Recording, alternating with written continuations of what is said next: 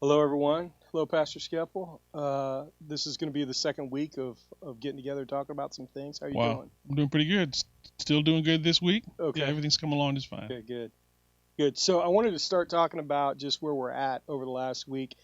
Obviously, people are more shut in than they used to be. Obviously, there's more death and sickness out there in the world than Sure, there used to be. sure.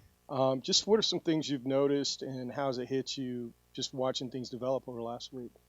Well, I mean, as I think through my last week of life here in COVID-19 country, um, I've just been like you noticing. You kind of watch the. Well, I'm a news guy, as you know, and so you kind of watch the tick up. How many people have got it, how many people have died. What I have come to notice, however, is they don't really tell you how many people got better on their own.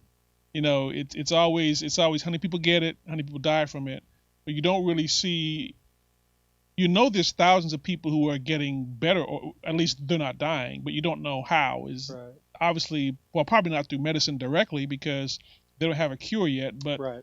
a lot of these people are self healing. I was thinking that there's a statistic of death. It's probably a hard statistic. Everything else is a little bit soft in how you count it, though, Yeah, right? yeah, I'm sure. Yeah.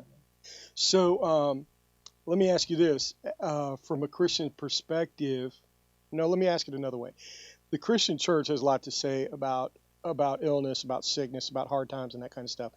Have you noticed some good things or maybe some bad things? Is the first thing you might want to comment on, whatever hits you. But how's the church commented on this, and you see it as helpful or harmful?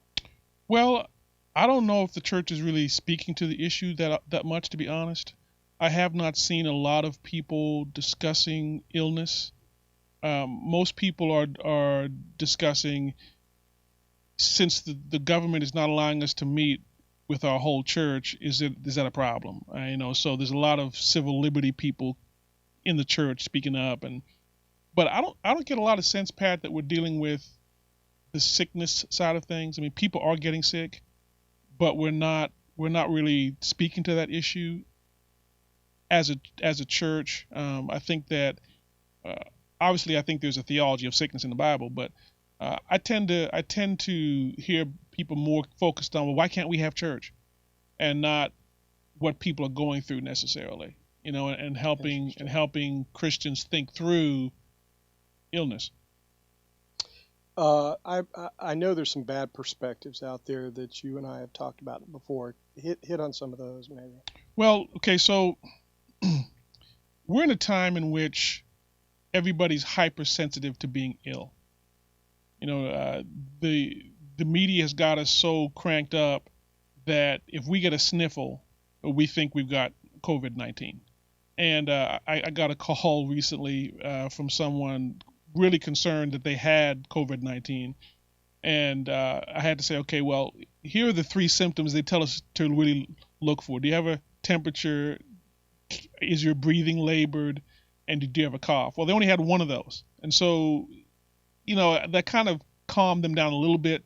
But we're in a hypersensitive time to illness, and quite frankly, because we're in a pandemic, guess what? You may get ill. Right. So this is a time that illness is on the forefront of people's mind, but we don't spend a lot of time really thinking through illness and its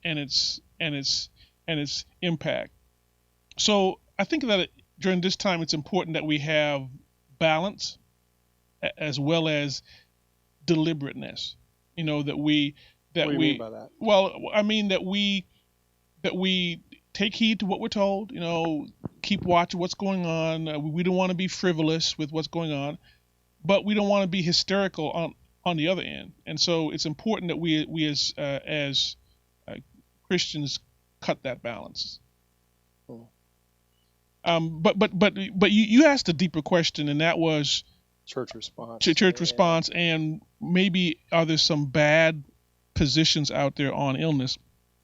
Well, sadly, there are. There are groups of Christians. I use that term lightly, who advocate the idea that if you get sick, then that's sin in your life. And quite frankly, you can guess that during a time like this, if you get sick, you're worried not only are you going to get better, but maybe I'm in sin. And so you can kind of see the weight that would bring on a person's life. And so during this time, I think it's even more important that we have a good theology of sickness, one that's based on the Bible and not based on false a doctrine. And so as I think about illness and I think about the confusion of illness, a lot of these groups that have these false views draw their misunderstanding about illness from Isaiah 53. I mean, this is a critical text that often comes up in these type of discussions. The whole idea is, by Christ's scourging, or if you have the King James Bible, by Christ's stripes we are healed. And so people think that somehow that is referring to physical illness, and that through the work of Christ, Christians should not get sick. Christians should not get ill, and if we do get ill, there's a problem with us. There's a problem with our faith if we don't get better. And so all of these really false viewpoints arise out of that idea. But as I think about that, Pat, what I think about is really a misunderstanding of what the Bible says. That's right. And so if you go to the actual verse that phrase appears in, you see quite clearly he's not talking about physical illness. If you don't mind, I'm going to read the verse for us. The verse says, "But he was pierced through for our transgressions, he was crushed for our iniquities. The chastening of our well-being fell upon him, and by his scourging we are healed." It's clear from that Isaiah's point is what? Spiritual needs over physical needs. That Jesus Christ, the Messiah, because it doesn't name Jesus Christ, we know he's talking about Jesus, but that the messianic ministry will remove people's spiritual sickness, which is sin. That his death will take away transgressions, will take away iniquity, will take away sickness in the spiritual sense of the term. Peter, when Peter used the same phrase in 1 Peter 2, Peter knew that, because I'm going to read the verse for you from 1 Peter 2. So Peter's quoting the same verse, and listen to the context. Peter says in 1 Peter 2:24, "And he himself bore our sins in his body on the cross, that we might die to sin and live to righteousness." Why? Peter said, "For by his wounds you were healed." Right. So it's clear that in these two places where this statement is made, it's very, very obvious it's talking about spiritual sickness, spiritual illness. So for these groups, the prosperity movement, the full gospel movement, all these movements to the word of faith movement, for them to argue that a Christian shouldn't get sick, and if they get sick, it's sin, and if they don't get better, it's a lack of faith, they really misunderstand what the Bible teaches at a most fundamental level. They're really leading people astray. Right. Now, so I've done a little bit of preparation for our conversation. Okay. I know good and well that you spent some messages on this kind of thing coming out of Philippians. Mm-hmm. And I would like for you to bottom line that. And I know you did some preparation for this as well. So kind of bottom line some things about a more biblical approach to how Christians ought to look at sickness and illness and recovery and all these things. So let me begin by saying this. We need each other in times of illness. So we can't allow false doctrine to impact us in our time of need. We need each other. We need Christians. We need interaction. We need prayer during this time of illness. And I know that you're going to address this in a moment, but I just want to say right off the bat that this is an area that we cannot put aside as unimportant. Right. People need interaction. They need interface. They need spiritual encouragement during this time. And so I did do a 3-part miniseries when I was going through Philippians on a doctrine of sickness. And I just want to go through that. I know this doesn't make for good video, but I want to read these 7 principles Right. of that we should have regarding illness. Principle number 1. As Christians, we ought to be seriously concerned about each other's life challenging illnesses and should inform the church of our health issues. Number 2, the righteous are not immune to illness, even of a serious nature. Number 3, the Bible does not advocate for or deny the believer's use of medical means of healing. It only tells the believer to look to God as the ultimate source of healing. Number 4, the fault for a lack of healing is not necessarily to be found within the believer themselves. Number 5, the fact that mercy was the basis of the healing indicated that Paul, who had the gift of healings, could not guarantee the healing. That didn't make sense. Let me say it again. The fact that mercy was the basis of the healing indicated that Paul, who had the gift of healings, could not guarantee the healing. And this, of course, is talking about Epaphroditus, Right. who was sick in Philippians 2. Paul couldn't heal him. Right. Although he had the gift of healing, Paul couldn't heal him. Mm-hmm. And so that speaks volumes. Right. When we get healed, it's the issue of God's grace. That leads to principle number 6. The healing itself is never the focus of the act of mercy that the healing requires, but the response of the righteous to God. It's always God's grace that heals, and believers need to recognize that. And then finally, then I'll turn back to a better video. A prayer is the essential reality used by God for the healing of his children from illness, and as such, believers ought to avail themselves, in cases of serious illness, to the prayer of their elders and the healing from physical illness and the sin that may, in certain cases, be the cause of it. And there I did a lengthy study on James. So that's where that comes from. Right. If you want to understand, if you want to get like the sermons behind that, on our website. On our website or our church app. The app, right. Hit the app, look up, go to media, and you start scrolling down, and then one of the first series you're going to find is the doctrine of sickness. Mm-hmm. And so those 3 sermons are there. You can listen to them, get the biblical information behind the principles to help you understand illness and what that's all about. Right. But as I think about this, I want to go back to something I said earlier. So you're the director of counseling at our church. It's your job to make us all live better. Okay, No pressure. That's your job. Okay. So as the director, how do you? I mean, what happens if I get sick? I mean, what happens if I get sick with COVID? I mean, Yeah. I need some spiritual guidance, some direction on what does that mean for me. How would you direct me? How would you counsel me through this as I think about illness and myself possibly being sick? Yeah, that's a tough question because we're immersed in the situation and everything just gets intensely close and intensely personal. But if you think about it, some things don't really change, even though the context is now potentially serious to deathly illness. Okay. For example, we're called to be the same kind of people we were always called to be. We're called to obey the same kind of callings of Christ that we have. We were called to be certain things to one another. We're still called to be those things.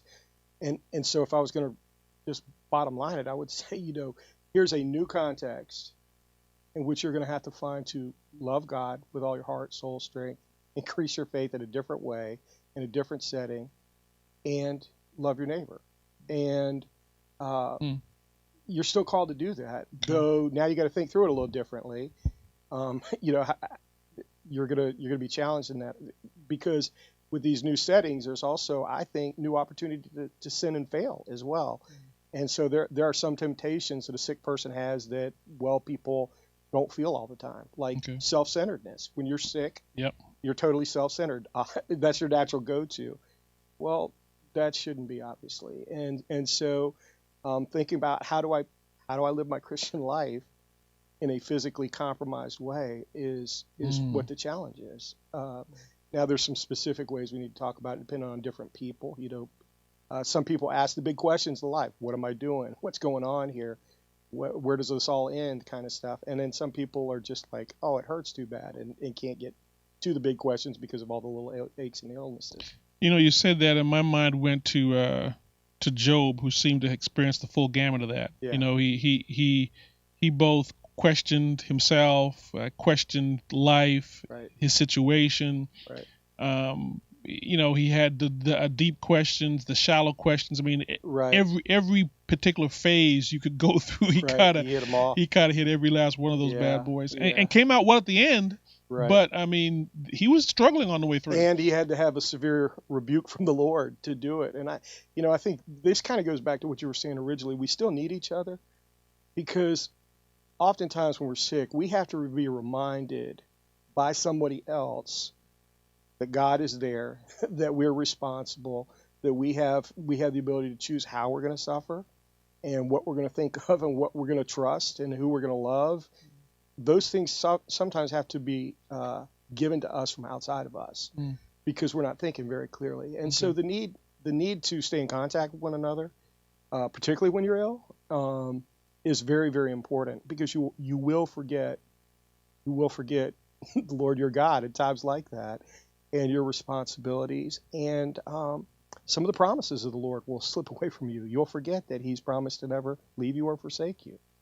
One of the ways in which He doesn't leave or forsake you is by having other people in your life who are Christians. I mean, that's a symbol, a physical symbol of the promise that He always gives. It's not the Lord in that person necessarily, but as you see somebody, help you spiritually through these times, you recognize the Lord is still here.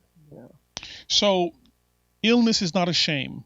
It's not shameful to be ill. It's not. I'm a less of a Christian because I'm ill. No. Okay, so I get that. I understand that. Now, in this case we're in now, Pat, COVID drives me away from people. Yeah. So what do I do in this situation where I don't want to have anybody over? I can't have anybody over. Nobody wants to come near me. I almost got leprosy. No one wants to come near me. We're all lepers now. Yeah, exactly. So what do I do? What do I do in this situation? We live at a time in which you don't have to be separated, even if you can't physically be with somebody. And most of our communication is not face to face, anyways.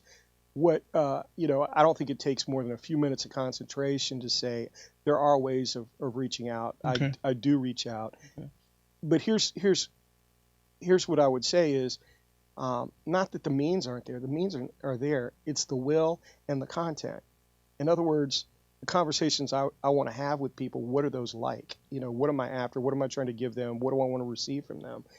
And I just think they can be more meaningful in sickness than they have been in the past, and they can, in fact, build people up spiritually in a very conscientious way that perhaps we weren't so conscientious before. And so there are some struggles with means, but the means are there. You text, you write, you call, you whatever, you Zoom, you Skype, you FaceTime, you whatever. I mean, there's a million people who would be willing to sell you an app for that. So go ahead, and free apps. And so go ahead and do all the things to stay in contact with each other as you stay safe physically.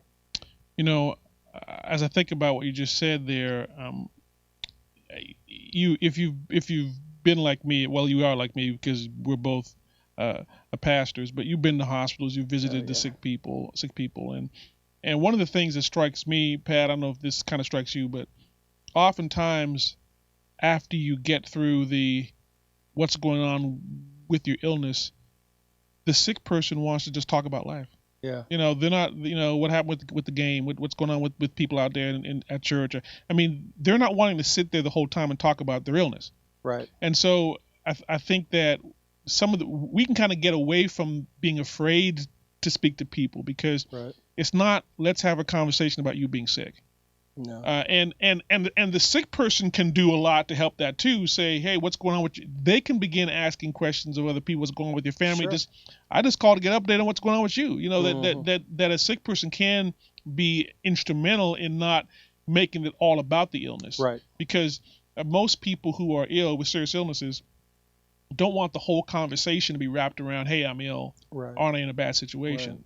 They want to talk about life, what's going on in the world out there, Right. and they want to be engaged with people on different levels of their life, not just on the Certainly. issue of illness. Certainly. And I think one thing illness helps you with is there's a seriousness sometimes that gets below the superficial. And, you know, this is for everybody, whether you're sick or not. One of the things I'm a little bit concerned about is you don't watch TV and see what the world's going through. And that's a problem, or apps or whatever. You don't get information about what's going on. There, our neighbors are going through some struggles in some different places. Our brothers and sisters around the world are struggling in some different places, and we need to be aware of that. But the other problem is you can watch those things so much that you get a skewed view of life here and forget eternal principles of what God is doing, His comfort, and that kind of thing. So I've got a problem with people who are going to just binge watch whatever the TV show is and ignore that the world's suffering. And I got a problem with people who are just going to, their house is on fire because all they're paying attention to is the media. And there's a balance there. There's a seriousness that we need to take that drives us to the Lord, understand things from the Lord's perspective, helps us have faith in the Lord, cling on to His promises when we can't see what's going on in His providence, listen to His word more clearly, and love God and love our neighbor.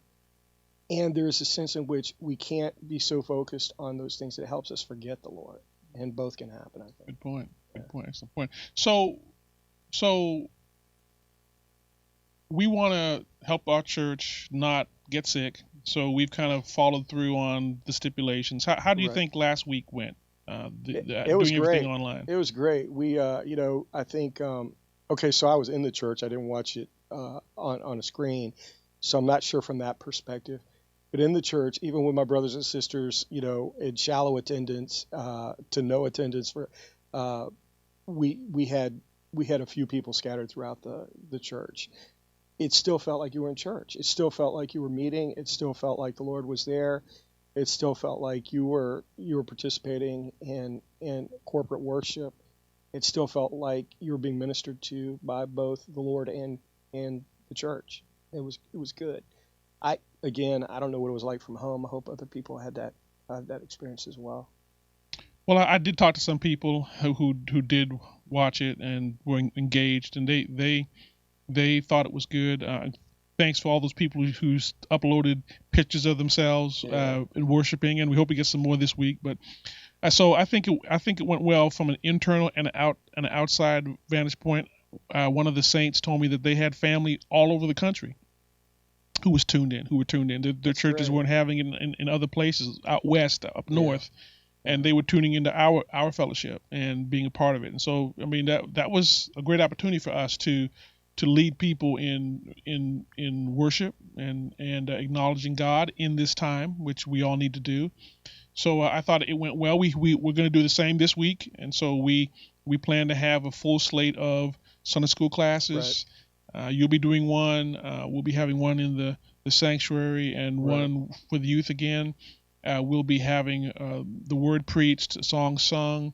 And so we're going to go through the same thing until we're told we don't have to. Now, our governor did say that as long as you can guarantee 6 feet in between people, that you can have more people than just 10 in the worship service. And so our worship service had plenty of room. We had a whole side of the church that didn't have anybody in it. So if some saints want to come, they can come, but they just need to make sure that they sit 6 feet apart. Right. So that'll obviously be there. But I think it'll be a great way for them to either by coming or staying at home. Either one is give them an opportunity to worship. Yeah, people just need to use wisdom of what's best for their situation, I think. I think so. That's good. I'm looking forward to this Sunday. One thing this has helped me with is I'm more thankful for both the technology as well as the technicians behind the technology that are available to us in general, and particularly to our church. They're helpful folks. Yeah, our media did a great job. Yeah. And in making sure that everything was functioning. Right. Our social media did a great job in getting the word out. Our app, I mean, everything worked well.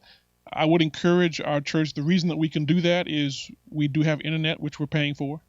And so I just want to remind people that. Are we still receiving bills here at the church? Yeah, we still, in spite of the illness, we're still receiving bills. I thought so. And so Same's happening at my house. Yeah, so we want to encourage people Right. to take the means to give as we have laid out for them. That's part of worship. They can either give it through the app online, or of course they can. I think some people have been bringing it by. Yeah. And so that happened today, as a matter of fact. Okay. Well, that's a great thing. And so we hope that we'll continue to support our church so we can give access to our members to be involved in worship and praise of the Lord. Yeah. I'm looking forward to it. Thanks for coming, man. Yeah. Appreciate it. We'll do it again. All right.